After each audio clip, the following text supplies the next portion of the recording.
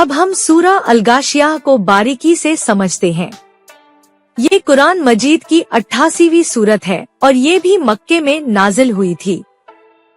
इसका नाम अल-गाशियाह यानी ढाक लेने वाली घटना है और ये नाम सूरत की पहली ही आयत से लिया गया है। ये नाम कयामत के दिन की तरफ इशारा करता है जो पूरी दुनिया को अपने डर और हालात से ढाक लेगी। ये सूरत उस दिन इंसान की दो अलग अलग हालत का बयान करती है, पूरा माहौल और वजह नुज़ूल। ये सूरत उस वक्त नाजिल हुई जब मक्के के लोग आखिरत के दिन को भूलकर सिर्फ दुनिया की चकाचौंध में मगन थे। वो सोचते थे कि कोई उनसे हिसाब किताब नहीं लेगा।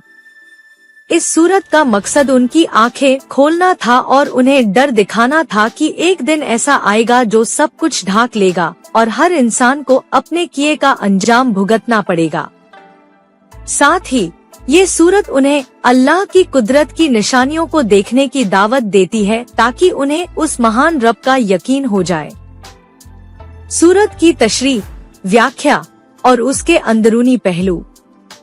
सूरत की शुरुआत ही उस भयानक घटना के सवाल से होती है, क्या तुम्हें उस घटना की खबर पहुंची है जो सब कुछ ढाप लेने वाली है। फिर सूरत उस दिन इंसानों की दो किस्मों का बयान करती है। पहली किस्म बदनसीब और शर्मसार लोग।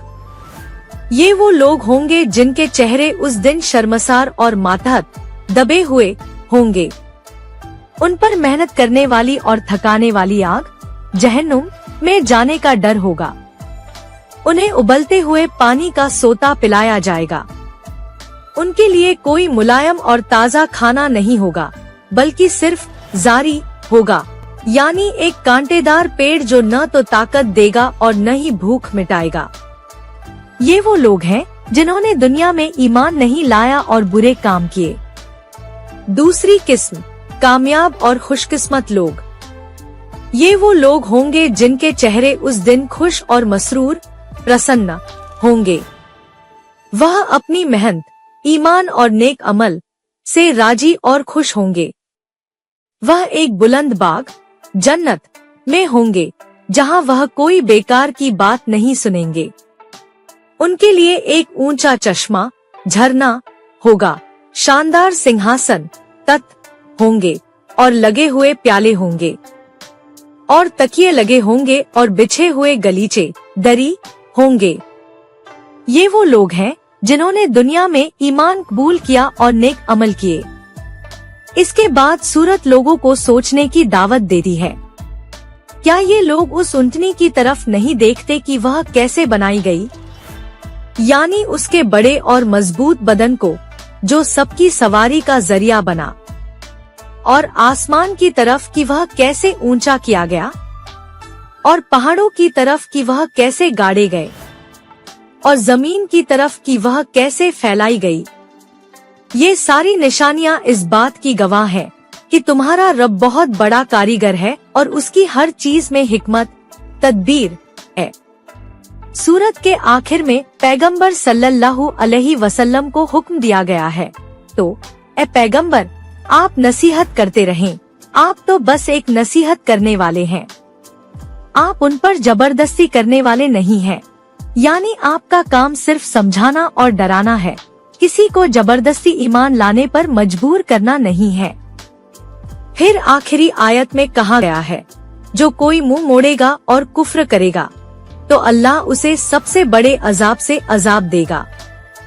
बेशक हमारी ही तरफ उन्हें लौट कर आना है, फिर बेशक हमारा हिसाब लेना है। सूरत की उपयोगिता और मुख्य संदेश। ये सूरत हर इंसान के दिल में कयामत का एक सच्चा डर और यकीन पैदा करती है। सबसे पहले तो ये हमें आखिरत के दिन की भयानकता और वहाँ होने वाले इंसाफ का साफ साफ चित्र दिखाती है। दूसरा, ये सूरत हमें अल्लाह की कुदरत की निशानियों को गौर से देखने की सीख देती है ताकि हम उसकी ताकत को पहचाने और उस पर ईमान लाए। तीसरा, ये सूरत हमें बताती है कि पैगंबर का काम सिर्फ पैगाम पहुंचाना है, लोगों को जबरदस्ती ईमान पर लाना नहीं, क्योंकि हर इंसान को अपने चुनाव का नतीजा भुगतना है। आखिर में ये सूरत हमें ये सबक देती है कि हमें नसीहत को गंभीरता से लेना चाहिए, वरना बहुत बड़े अजाब का सामना करना पड़ेगा। निष्कर्ष, सूरा अल-गाशिया एक ऐसी सूरत है जो इंसान को उसके अंजाम से डराकर जगा देती है। ये हमें बताती है कि हमारे सामने दो ही रास्ते हैं, या तो ईमान और नेकी का रास्ता अपनाकर जन्नत की तैयारी करो, या कुफ्र और गुनाह का रास्ता अपनाकर जहन्नुम का इंतजार करो। इस सूरत को पढ़कर इंसान का दिल डर और उम्मीद से भर जाता है। वो डरता है जहन्नुम के अजाब से और उम्मीद करता है जन्नत की नेमतों से। ये सूरत हमें ये एहसास दिलाती है कि हमें अपने आसपास की दुनिया में अल्लाह की निशानियों को ढूंढना चाहिए और उसके पैगाम को मानना चाहिए। ये सूरत दिल को हिला देने वाली और जिंदगी को सही राह पर लगा देने वाली सूरत है।